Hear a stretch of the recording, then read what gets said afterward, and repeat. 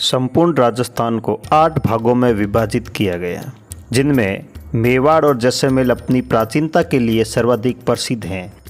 अपितु मेवाड़ का गौरव अब तक सबसे ज़्यादा सुरक्षित है। अनेक लोगों के मत अनुसार वल्लभीपुर से मेवाड़ के राजवंश का प्रारंभ हुआ। मलेच्छों के आक्रमण में वल्लभीपुर का विनाश हुआ और उनका राजा सेना के साथ वीर गति को प्राप्त हुआ। उनकी बहुत सी रानियां थी।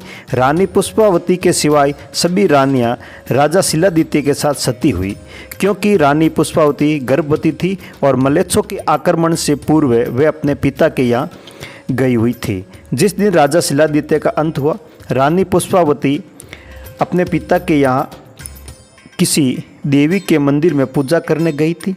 जब वे पूजा करके लौटी तो रास्ते में उसे वल्लभीपुर के विनाश और राजा के मारे जाने का समाचार प्राप्त हुआ।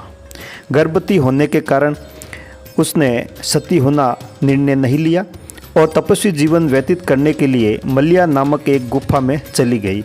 उसी गुफा में उसके पुत्र उत्पन्न हुआ। मलिया सेलमाला के पास वीरनगर नाम की एक बस्ती थी। उसमें कमलावती नाम एक ब्राह्मणी रहती थी। रानी ने उस ब्राह्मणी को बुलाकर अपना पुत्र सौंपा और चिता बनाकर उस पर सती हो गई।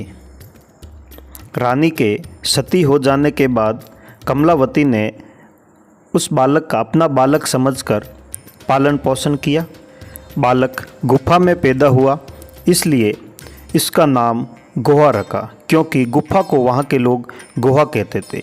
इसलिए कमला ने उस पुत्र का नाम गोहा रखा। गोहा अपने जीवन के आरंभ से ही चंचल और ढीठ स्वभाव का था और आरंभ से ही वह चिड़ियों को पकड़ना, उनको मारना, शिकार खेलना उसके लिए साधारण सी बात थी। एक बार वह शिकार खेलने के लिए जंगल में गया। जंगल के पास सुंदर से बाग में उसने राजकुमारी को देखा, जो वहाँ पर झूला झूलने के लिए आई थी। तो राजकुमारी के पास रस्सी नहीं होने के कारण राजकुमारी ने गुहा को अपने पास बुलाया और उसे रस्सी लाने को कहा। तो गुहा ने शर्त रखी, अगर मैं आपको रस्सी लेके दे देता हूँ तो आपको मेरे साथ शादी रचानी पड़ेगी।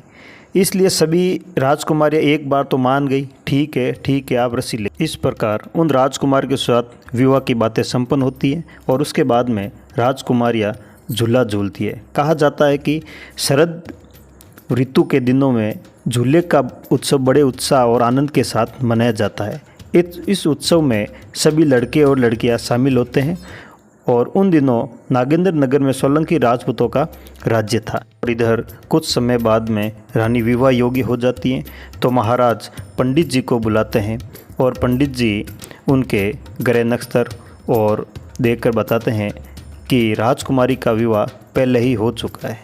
इस बात को पता लगाने के लिए राजकुमार अपने सेनापति को गुप्तचर को भेजते हैं और इधर ये बात जब गुहा को पता चलती है तो वह दूर छिपने के लिए पहाड़ी पर चला जाता है और वह सोचता है कि उसकी माँ ने उसे बताया था कि उसका मामा चित्तौड़ का राजा है। तो वह मामा से मिलने के लिए जाता है और उन्हें बताता है कि मैं आपका भांजा हूँ। मामा उस समय चित्तौड़ पर मौर्य वंश का मानसिंह नामक राजा राज्य करता था और उसने बप्पा को भांजे के रूप में पाकर बहुत खुश हुआ और उसे आदर और सत्कार और उसे किसी एक अच्छे राज्य का सामंत बना दिया गया, जिसके कारण अन्य सामंत उससे गुस्सा होने लग गए थे।